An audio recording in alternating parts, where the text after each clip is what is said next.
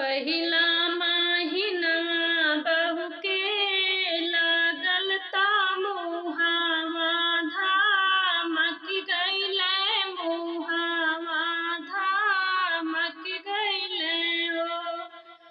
पहिला महिनवा बहू के लागल ता मुहावा धामक गइले मुहावा धामक गइले हो। महीनी दूसरा महीना जब लागल ताहू चकी बहुत आवे की बहुत आवे हो। महीनी दूसरा महीना जब लागल ताहू चकी बहुत आवे की बहुत आवे हो। बहिनी दूसरा महीनावा के लगतै ताहू चकी बहुत आवे की बहुत आवे हो। तीसरा महीनवा जब लागल ता तरवा सुखाइल ता तरवा सुखाइल हो। तीसरा महीनवा जब लागल ता तरवा सुखाइल ता तरवा सुखाइल हो। बहिनी रही रही देहिया धहराने पियसिया बहुत लागई पियसिया बहुत लागई हो। बहिनी रही रही देहिया धहराने पियसिया बहुत लागई पियसिया बहुत लागई हो। चौथा महीनवा जब लागल ता गोड़ फूली आयल ता गोड़ फूली आइल हो। चौथा महीनवा जब लागल ता गोड़ फूली आइल ता गोड़ फूली आइल हो।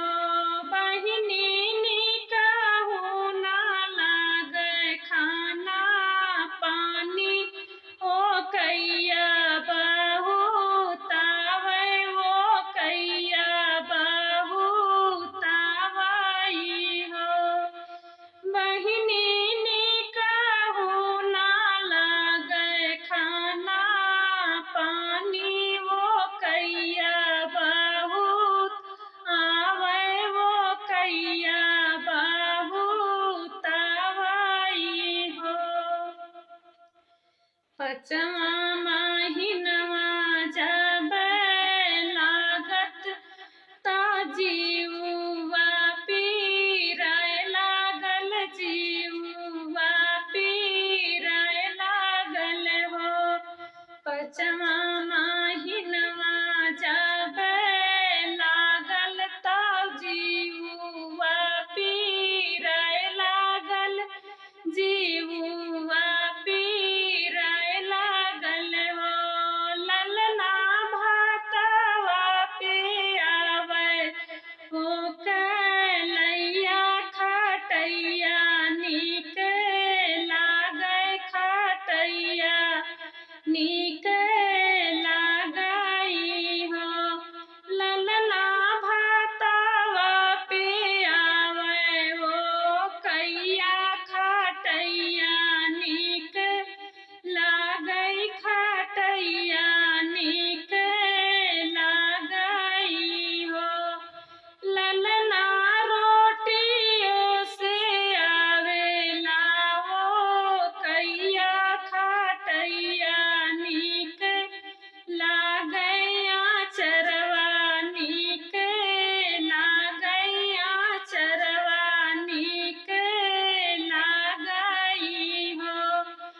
ललना रोटियों से आवेला ओ कैया खटैया नीक लागया चरवा नीक लागई हो।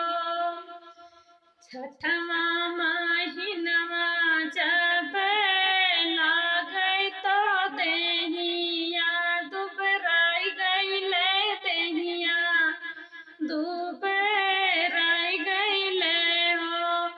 बहिनी तिले तिले देहिया पीराने ता होठवा करियाने खापड़वा नीक लागै तो मटिया नीक लागई हो। बहिनी तिले तिले देहिया पिए राने ता ओठवा कारियाने खापड़वा नीक लागै तो मटिया नीक लागई हो। सतवा महीनवा बहू के लागत तो गोतिनी के खबर गईले गोतिनी के खबर गईले हो। सतवा महीनवा बहू के लागत तो गोतिनी के खबर गईले गोतिनी के खबर गईले हो। बहिनी उठी उठी के सूरज मानावता उनके भारी आइल गारा भारी आइले हो। बहिनी उठी उठी के सूरज मानावता उनके भारी आइल गारा भारी आइले हो। अठवा महीनवा बहू के लागै तो सैया के खबर गईले सैया के खबर गईले हो। अठवा महीनवा बहू के लागै तो सैया के खबर गईले सैया के खबर गईले हो।